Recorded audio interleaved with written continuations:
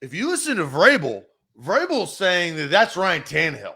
Like, Ryan Tannehill's making those decisions out there. He's basically saying it's not my fault. Now, we can tell Ryan to do these type of things, but when the bullets are flying, the guy who is actually holding the trigger is Ryan Tannehill. So he kind of reverted to 17 on that, being that why the best players aren't getting the football. And Austin, here's my whole premise. We don't know who the hell the best players are.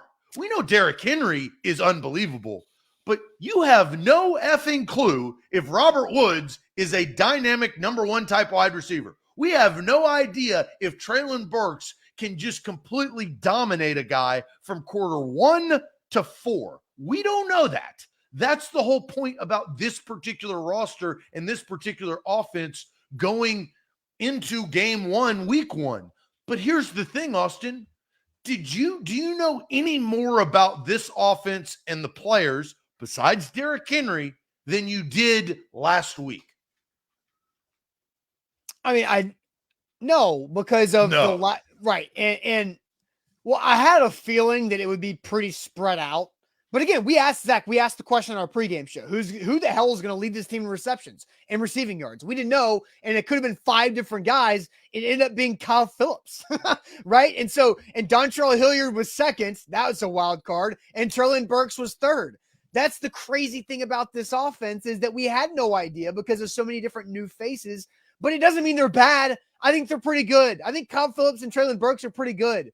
I think Dontrell Hilliard's a really good backup running back to Derrick Henry, the best backup running back they've had to Derrick Henry since they've had Derrick Henry as the lead guy, right?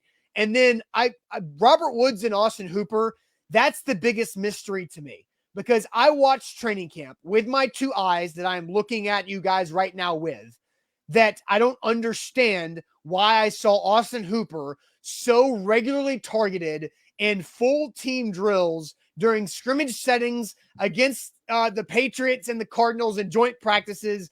And he got 1 target, and it wasn't to the last drive of the damn game.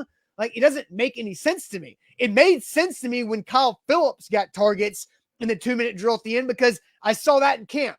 But why was Austin Hooper not involved at all? And so that's where I want to get to this question and get everybody else more involved here. No. I've got one thing before this question, because we talk about best players needing the football. Look at everybody else. Look at the rest of the league. I'm going to go down. Look at the rest of the damn league. The Titans are sitting here trying to figure out if it's Kyle Phillips or if it's Treylon Burks or if it's Robert Woods. But if you look at the rest of the league, Cooper Kupp had 128 yards receiving with the Rams, best player. Mike Evans, leading receiver with the Bucs at a touchdown, best player. Jarvis Landry, the guy they got from the Saints, best player. You've got Jamar Chase. They had 129 yards receiving and a touchdown, best player. A.J. Brown, we already talked about. Tyreek Hill had 8 receptions for 94 yards, best player, $30 million player. Even, and this pains me to say this, even Corey Davis led the Jets with 77 yards. They're paying him to be their best wide receiver. Christian Kirk, who shook up the entire offseason, had 117 yards receiving on 6 receptions. He led his team. I mean, it goes on and on. Michael Pittman Jr. for the Colts, Justin Jefferson, Travis Kelce, Devontae Adams had 102 and a touchdown. I'm literally listing, and these are all facts. This is my problem with this conversation on the Titans. I just listed all of the leading wide receivers on those respected teams. They're all superstars. They're all the guys that are supposed to do that.